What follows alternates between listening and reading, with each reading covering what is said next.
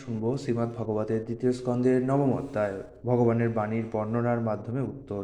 ইতিপূর্বে মহারাজ পরীক্ষিত তার প্রশ্ন করে ফেলেছেন সুখদেব গোস্বামীকে যে আমাকে বলুন যে ভগবান কি করে জীবের উৎপত্তি করেছেন, এবং এমন এমন প্রশ্ন যা আমি করিনি তারও যদি উত্তর জানা থাকে তাহলে দয়া করে আমাকে সেটা বলুন। তাই আজকে দেখব যে সুখদেব গোস্বামী তাকে কী উত্তর প্রদান করলেন। শ্রী সুখদেব গোস্বামী বললেন, হে রাজন, পরমেশ্বর ভগবানের শক্তির দ্বারা প্রভাবিত না হলে শুদ্ধ আত্মার শুদ্ধ চেতনায় জড়দেহের সঙ্গে সম্পর্কিত হওয়ার কোনো অর্থই হয় না। সেই সম্পর্ক স্বপ্নদ্রষ্টার স্বপ্নদিষ্ট দেহের কার্যকলাপ দর্শন করার মতো। ভগবানের বহিরঙ্গা শক্তির প্রভাবে মোহাচ্ছন্ন হয়ে জীব নানা রূপ বিশিষ্ট হয়ে প্রকাশ পায় এবং সেই মায়েরই গুণসমূহে অভিনিবিষ্ট হয়ে আমি ও আমার এই প্রকার অভিমান করে। জীব যখন তার মহিমান্বিত স্বরূপে অবস্থিত হয়ে কাল এবং জড়া প্রকৃতির অতীত অপ্রাকৃত আনন্দ উপভোগ করতে শুরু করে, তখনই জীবনের এই দুটি ভ্রান্ত ধারণার অর্থাৎ আমি এবং আমার মোহ থেকে মুক্ত হয়ে তার শুদ্ধ স্বরূপে পূর্ণরূপে অধিষ্ঠিত হয়।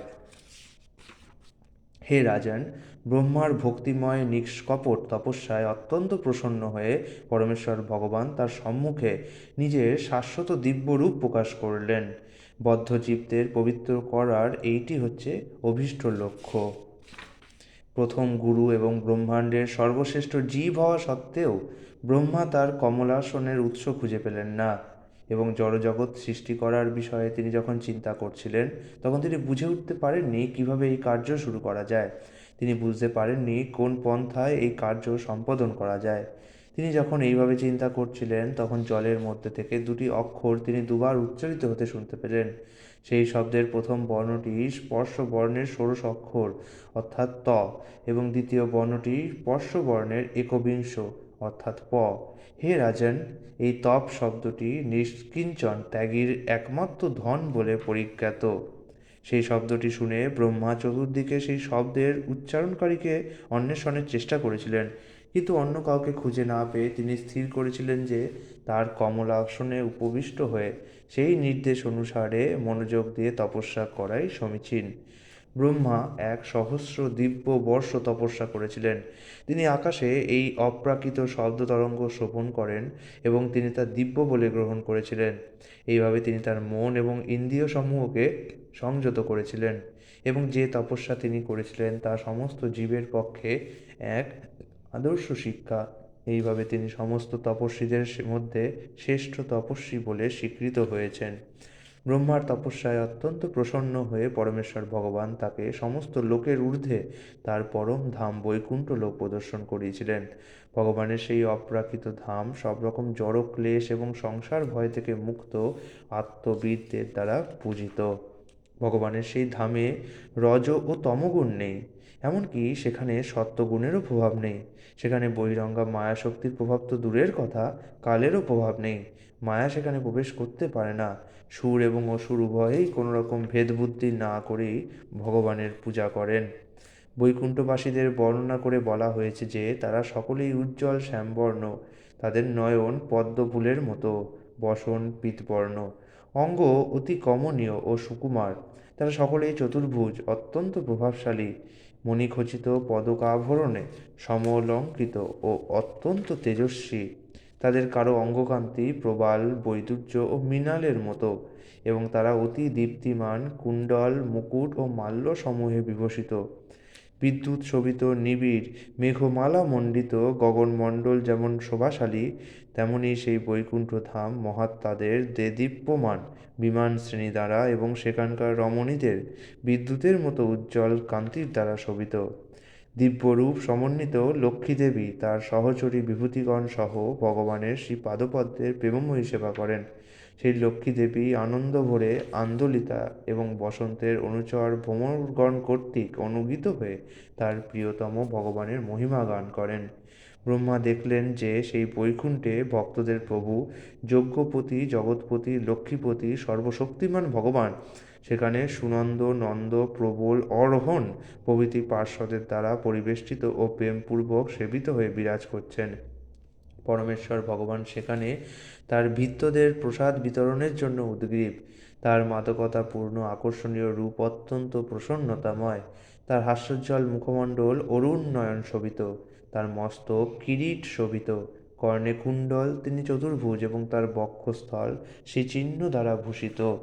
সেই পরমেশ্বর ভগবান শ্রেষ্ঠ সিংহাসনে উপবিষ্ট এবং তিনি চতুষ্ষোড়শ ও পঞ্চশক্তির দ্বারা পরিবেষ্টিত এবং অন্যান্য গৌণ শক্তিসহ ষড়ৈশ্বর্যপূর্ণ। তিনি তার স্বীয় ধামে রম্যমান প্রকৃত পরমেশ্বর ভগবান। এইভাবে পূর্ণরূপে পরমেশ্বর ভগবানকে দর্শন করে ব্রহ্মা অন্তরে আনন্দ বিহ্বল হলেন এবং দিব্য প্রেম ও আনন্দে তার নেত্র প্রেমাশ্রুতে পূর্ণ হল। তিনি তখন ভগবানের শ্রী পাদপদ্মে প্রণত হলেন। পরমহংসদের মার্গ অনুসরণ করলেই কেবল এই পরম সিদ্ধি লাভ হয়। তখন প্রেমবশ ভগবান সন্তুষ্ট চিত্তে উপদেশ প্রদানের যোগ্য পাত্র ব্রহ্মার প্রতি অত্যন্ত প্রীতিযুক্ত হয়ে তার হাত ধরে ঈষৎ রুচির হাস্য সহকারে সুমধুর সম্ভাষণে বলতে শুরু করলেন। পরম সুন্দর পরমেশ্বর ভগবান ব্রহ্মাকে বললেন, হে বেদগর্ভ ব্রহ্মা, সৃষ্টির বাসনায় তুমি যে দীর্ঘকাল তপস্যা করেছ তার ফলে আমি তোমার প্রতি অত্যন্ত প্রসন্ন হয়েছি। কপট যোগীরা কখনো আমার সন্তুষ্টি বিধান করতে পারে না। হে ব্রহ্মা, তোমার মঙ্গল হোক। তুমি আমার কাছে অভীষ্ট বর প্রার্থনা করো, কেননা আমি একমাত্র বর প্রদানের কর্তা। শ্রেয় লাভের জন্য সকলে যে পরিশ্রম করে, আমার দর্শনই তার চরম ফল। সর্বশ্রেষ্ঠ এবং পূর্ণতম দক্ষতা হচ্ছে আমার ধাম ব্যক্তিগতভাবে দর্শন করা, এবং তোমার পক্ষে তা সম্ভব হয়েছে, কেননা আমার নির্দেশ অনুসারে তুমি শ্রদ্ধা সহকারে কঠোর তপস্যা করেছ। হে নিষ্পাপ ব্রহ্মা, আমার কাছে অবগত হও যে সৃষ্টির প্রারম্ভে তুমি যখন তোমার কর্তব্য সম্বন্ধে কিংকর্তব্য বিমূঢ় হয়েছিলে, তখন আমিই তোমাকে তপস্যা করার নির্দেশ দিয়েছিলাম। এই তপস্যা আমার হৃদয় এবং আমি তপস্যার আত্মা, তাই তপস্যা থেকে আমি অভিন্ন। এই প্রকার তপস্যার দ্বারা আমি এই বিশ্ব সৃষ্টি করি, পালন করি এবং সেই শক্তির দ্বারাই আমি তা সংবরণ করি। অতএব তপস্যাই হচ্ছে বাস্তবিক শক্তি। ব্রহ্মা বললেন, হে ভগবান, পরম নিয়ন্তারূপে আপনি প্রতিটি জীবের হৃদয়ে অবস্থিত এবং তাই আপনি আপনার অপ্রতিহত প্রজ্ঞার প্রভাবে সকলেরই প্রচেষ্টা সম্বন্ধে অবগত। হে প্রভু, তা সত্ত্বেও আমি আপনার কাছে প্রার্থনা করছি, আপনি কৃপা করে আমার বাসনা চরিতার্থ করুন। দয়া করে আপনি আমাকে বলুন, আপনার চিন্ময় রূপ সত্ত্বেও আপনি কিভাবে জড়রূপ পরিগ্রহ করেছেন। যদিও আপনার সেরকম কোনো রূপ নেই, দয়া করে আপনি আমাকে বলুন, আপনি কিভাবে আপনার বিভিন্ন শক্তির সমন্বয়ের মাধ্যমে সংহার করেন, সৃষ্টি করেন এবং পালন করেন। হে মাধব, দয়া করে সে সমস্ত বিষয়ে আমাকে দর্শনের মাধ্যমে অবগত করুন। উর্ণ নাভের মতো আপনি আপনার স্বীয় শক্তির দ্বারা নিজেকে আবৃত করেন এবং আপনার সংকল্প অচ্যুত। দয়া করে আপনি আমাকে বলুন, যাতে আমি আপনার দ্বারা শিক্ষিত হয়ে আপনার প্রতিনিধিরূপে জীব সৃষ্টির কার্য করতে পারি এবং সেই প্রকার কার্যে যুক্ত হওয়া সত্ত্বেও বদ্ধ হয়ে না পড়ি। হে প্রভু, হে অজ, বন্ধু যেমন বন্ধুর সঙ্গে করমর্দন করে, আপনিও সেভাবে আমার সঙ্গে করেছেন, যেন আমি আপনার সমকক্ষ। বিভিন্ন প্রকার জীবের সৃষ্টির ব্যাপারে আমি যুক্ত হব এবং এইভাবে আমি আপনার সেবায় নিযুক্ত হব। আমি বিচলিত হব না, কিন্তু আমি আপনার কাছে প্রার্থনা করি যেন তার ফলে আমি নিজেকে পরমেশ্বর বলে মনে করে গর্বান্বিত না হই। পরমেশ্বর ভগবান বললেন, শাস্ত্রে আমার সম্বন্ধে যে জ্ঞান বর্ণিত হয়েছে তা অত্যন্ত গোপনীয় এবং তা ভক্তি সহকারে উপলব্ধি করতে হয়। সেই পন্থার আনুষঙ্গিক অঙ্গসমূহ আমি বিশ্লেষণ করছি, তুমি তা যত্ন সহকারে গ্রহণ করো। আমার সব কিছু, যথা আমার নিত্য রূপ এবং আমার চিন্ময় অস্তিত্ব, বর্ণ, গুণাবলী এবং কার্যকলাপ, আমার অহেতুকী কৃপার প্রভাবে বাস্তব উপলব্ধির মাধ্যমে তোমার অন্তরে প্রকাশিত হোক। হে ব্রহ্মা, সৃষ্টির পূর্বে পরমেশ্বর ভগবান আমি একমাত্র বর্তমান ছিলাম এবং তখন আমি ছাড়া অন্য কিছু ছিল না।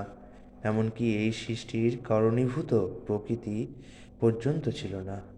সৃষ্টির পরেও একমাত্র আমিই আছি এবং প্রলয়ের পরেও পরমেশ্বর ভগবান একমাত্র আমি অবশিষ্ট থাকব। হে ব্রহ্মা, আমার সঙ্গে সম্পর্ক রহিত যদি কোনো কিছু অর্থপূর্ণ বলে প্রতীয়মান হয়, তাহলে তার কোনো বাস্তবতা নেই। তাকে আমার মায়া বলে জেনো, যা হচ্ছে অন্ধকারে প্রতিবিম্বের মতো।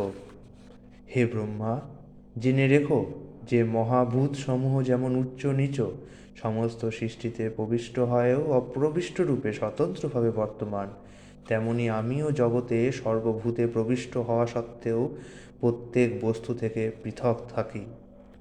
যে ব্যক্তি পরম সত্যরূপ আমার অনুসন্ধান করে তাকে অবশ্যই প্রত্যক্ষ এবং পরোক্ষভাবে সর্বস্থানে, সর্বকালে এবং সর্বাবস্থায় এই বিষয়ে পরিপ্রশ্ন করতে হবে।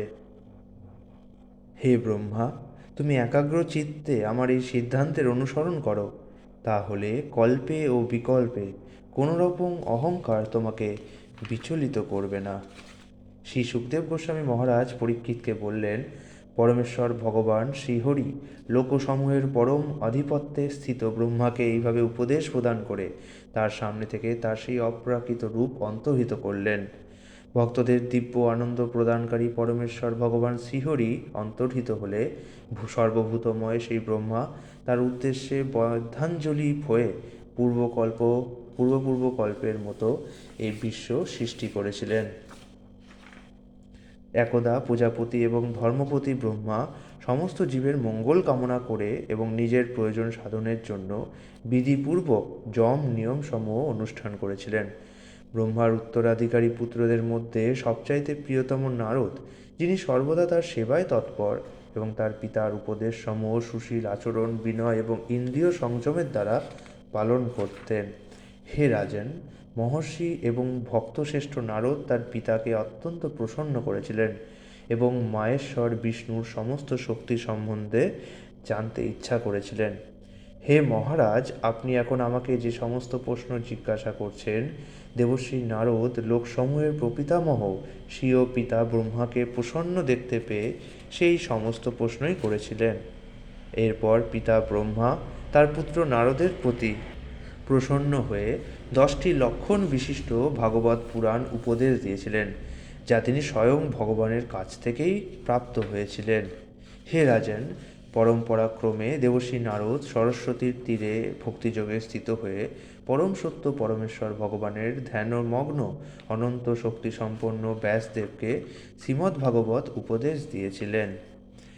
হে রাজন, ভগবানের বিরাট রূপ থেকে ব্রহ্মাণ্ডের প্রকাশ হয় এবং অন্যান্য যে সমস্ত প্রশ্ন আপনি করেছেন সেগুলির উত্তর আমি পূর্বোক্ত 4টি শ্লোকের ব্যাখ্যা রূপে বিস্তারিতভাবে বিশ্লেষণ করব। ইতি ভগবানের বাণীর বর্ণনার মাধ্যমে উত্তর নামক শ্রীমদ্ভাগবতের 2য় স্কন্ধের 9ম অধ্যায়ের ভক্তি বেদান্ত অনুবাদ সম্পূর্ণ হলো। আগামীকাল শ্রীমদ্ভাগবতের 10ম অধ্যায়, 2য় স্কন্ধের 10ম অধ্যায় এবং অন্তিম অধ্যায় শ্রীমদ্ভাগবত সমস্ত প্রশ্নের উত্তরটি পাঠ করে শোনাবো আপনাকে।